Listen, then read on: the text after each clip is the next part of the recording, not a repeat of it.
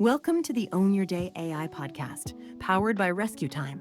Here we turn RescueTime's blog posts into engaging conversations that help you learn and grow. Let's get started. You know that feeling? Your day is just absolutely packed. You're constantly juggling tasks, putting out fires. But then you finally get a second to breathe and you kind of wonder, well, what did I actually get done, like on the big stuff? Yeah, the meaningful things. Exactly. If you're, facing down some huge project that just seems to loom larger and larger no matter how much time you throw at it, well, this deep dive is definitely for you. We should probably dig into that. Yeah, we're going to explore a pretty fascinating bit about how our minds work, and more importantly, give you some really concrete ways to feel like you're making real progress, tangible progress. Even on those marathon projects. Right. And what's really interesting, psychologically speaking, is, well, we have this built-in tendency, don't we? Right. To look for quick wins. Oh, totally. Like checking off a to-do list. Exactly. Ticking off those little things, it gives you a shot of dopamine, that feel-good chemical. It's often called completion bias. Completion bias, okay. Yeah, our brains are basically wired to prefer that immediate satisfaction, which, can sometimes mean we end up prioritizing the easy stuff. Over the really important, but maybe slower, work on our main goals. Precisely. Those big projects, they need that sustained effort, often without the instant reward. And, well, that can feel incredibly demotivating sometimes. Right. You spend an hour clearing your email inbox, maybe feel productive for a minute.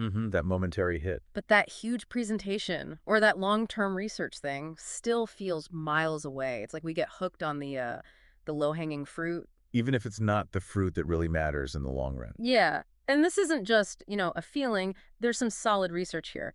Teresa Amabiel's work at Harvard, it really shines a light on this. Oh, absolutely. Her work looked really closely at people's day-to-day experiences, especially in, knowledge work roles. And the biggest driver for, good mood, motivation, it might actually surprise you. It consistently pointed to one thing: making progress on meaningful work. That was the single most powerful factor. Making progress on meaningful work. Okay. Yeah.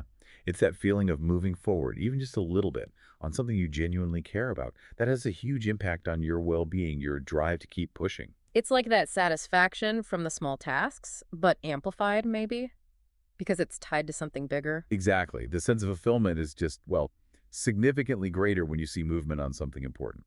But here's the tricky part, isn't it? The progress on those big, complex things, it can be really subtle, almost invisible day to day. Lost in the hustle. You might have a breakthrough in your thinking, or refine a key point, or finish some crucial little subtask. But if you don't have a way to actually notice it, It's almost like it didn't happen, which is a huge missed opportunity for that positive boost Amabiel talks about. yeah. Jocelyn Kegley, she writes a lot about work and creativity. She put it really well. She said something like, most of us make advances small and large every single day, but we fail to notice them because we lack a method for acknowledging our progress. This is a huge loss. I remember that quote. It really hits home. It does. It makes you think, We're constantly busy, but often feel like we're not actually getting anywhere that matters most.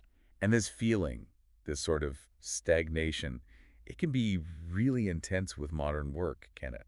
How so? Well, like some of the source material touches on, we often get caught up in just reacting. Constant emails, messages, urgent but maybe not truly important stuff flying at us. Right, the tyranny of the urgent. Exactly. It creates this illusion of being productive, but you're not really chipping away at the big goals. Plus, if your goals aren't super clear in the first place... then it's hard to even know what progress looks like. Precisely. If the target's fuzzy, any step forward feels kind of ambiguous too.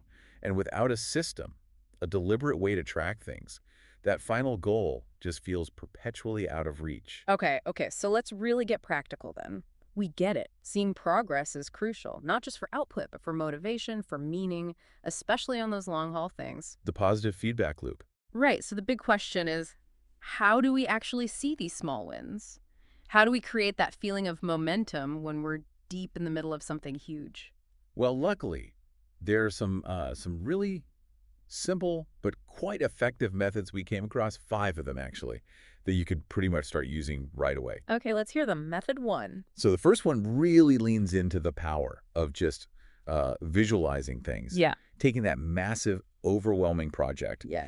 and breaking it down, like Yes. really breaking it down into the absolute smallest bits.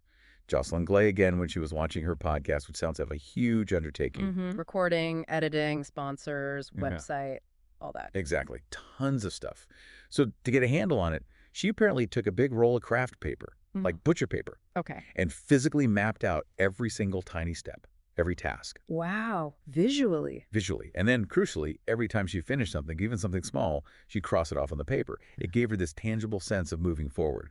I love that. Making the intangible tangible. Like you can see the progress on something that felt completely abstract before. Exactly. And as she found, even just marking off those little things, it gives you that little dopamine hit, that visual proof you're not just stuck. Okay. Visual breakdown. Makes sense. What's number 2? The second technique involves setting daily quotas, and maybe counterintuitively, kind of resetting your mind to 0 each day. Resetting to 0. How does that work? Well, think about Edith Harbaugh. She's CEO of Launch Darkly. We saw this in the research. She did this incredibly long cross-country bike ride. Okay. Yeah, that sounds daunting. Right. And she realized that constantly thinking about the total distance left was just crushing, super discouraging. I can imagine. So instead, she shifted her focus entirely to, what do I need to achieve today? Just today's miles. Breaking it down by day. Exactly. Focusing on a concrete, achievable target for that specific day. And it worked so well, she brought that same idea back to her software company. Her team started setting clear daily goals. So not just work on the report. No, much more specific, like outline 3 key sections of the report today, or write 500 words. Got it. Something smaller, immediate, undeniably doable gives you that daily win feeling. Precisely, that daily sense of accomplishment. Then you start fresh the next day. Okay, I like that. Method 3, you mentioned tech earlier. Right. Method 3 leverages technology. There are tools, like RescueTime, for example, that just run quietly in the background. What do they do? They automatically track how you're spending your time, which apps you're using, which websites you're on. Okay, so it sees where your time actually goes. Yeah. And you can set specific goals within it, like, say, spend 2 hours on focus writing today, Yeah. or dedicate X hours to coding. And it tells you if you hit the goal. You get notifications. And the really powerful part, psychologically, is often the streaks. Streaks, like on fitness apps. Exactly like that. Seeing those consecutive days where you've hit your target, it can be surprisingly motivating. We're kind of wired to want to keep those chains going, aren't we? Yeah, definitely. Don't break the chain. It's almost like a productivity fitness tracker. Passively monitoring, giving you that visual proof. Taps into that desire to maintain positive pattern. Okay, cool. But what if you're not really an app person? What if you prefer something more physical? Good point. So method Yeah. 4 is more analog. It's simply tracking your key metrics manually on a physical calendar. Like a wall calendar. Could be, yeah. Or a desk calendar. Just pick 1 or 2 specific things that really show progress on your big goal. Maybe it's number of sales calls made, or pages edited, or going back to writing words written. Okay, a specific countable metric. Right. And then every day you hit that target. You just put a big X or a check mark or whatever on the calendar for that day. I see. So over time. Over time, that calendar becomes this visual record of your consistency, your forward movement. Again, it uses that power of streaks and visual reinforcement we talked about. There is something satisfying about physically marking something off, isn't there? Seeing that chain grow, a tangible reminder. Definitely. Okay, so that's 4. Visual breakdown, daily quotas, tech tracking, manual calendar tracking. What's the 5th and final one? The 5th method sounds almost too simple, but it can be really profound. It's just doing a brief daily reflective journal. Journaling, like Dear Diary. Not necessarily. More like just take 5 minutes. Seriously, just 5 minutes at the end of your workday. Okay, what do you write? Jot down what you actually worked on. Specifically note maybe 1 or 2 small wins, things you accomplished, and maybe also any roadblocks you hit. Keep it short. So, not a huge essay, just quick notes, finish the intro paragraph, figured out that tricky calculation, that sort of thing. Exactly like that. Focusing on the small victories, even tiny ones. This actually ties back a bit to how Teresa Amabile did some of her research, having people track daily work experiences. Yeah, interesting connection. And then the key is, maybe at the end of the week or the month, just take a few minutes to read back through your entries. And what does that do? You'll likely be really surprised. You get this clarity, seeing the cumulative progress over time, things you'd totally forgotten about. Plus, some people find that writing by hand in an actual notebook Hmm. It just offers a different kind of focus, maybe, than typing on a screen. Yeah, I can see that. Gives you a chance to process differently. Okay, 5 methods. That's really practical. So yeah, wrapping it all up, the main idea here is that consciously tracking our progress, especially those small wins we tend to overlook, Mm.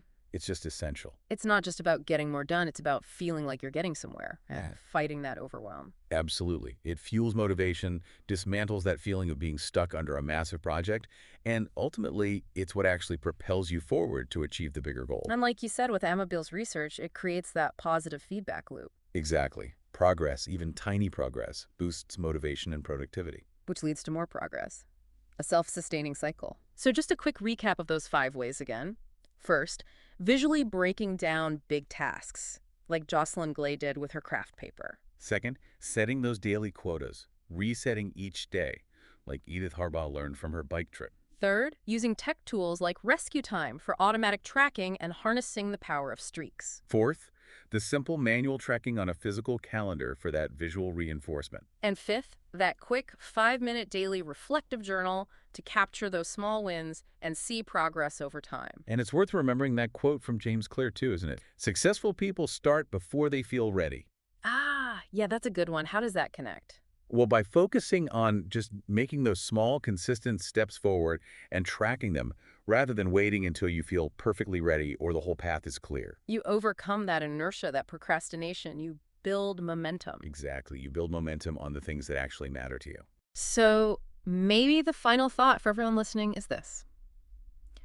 As you go about your day today, or maybe tomorrow, just consider, what's one small, really concrete way you could start tracking your progress on something meaningful right now? Doesn't have to be huge. No, not at all. Maybe it's just sketching out the first few steps of that project on a notepad, or setting one tiny achievable goal for tomorrow related to it. Just experiment. See which of these methods feels right for you. Yeah, you might actually be surprised by how much more, I don't know, accomplished and in control you start to feel. Thanks for joining us on the Own Your Day AI podcast, powered by RescueTime. We're here to help you turn insights into action for a more productive and balanced life. Be sure to subscribe and visit our blog for more resources. See you next time.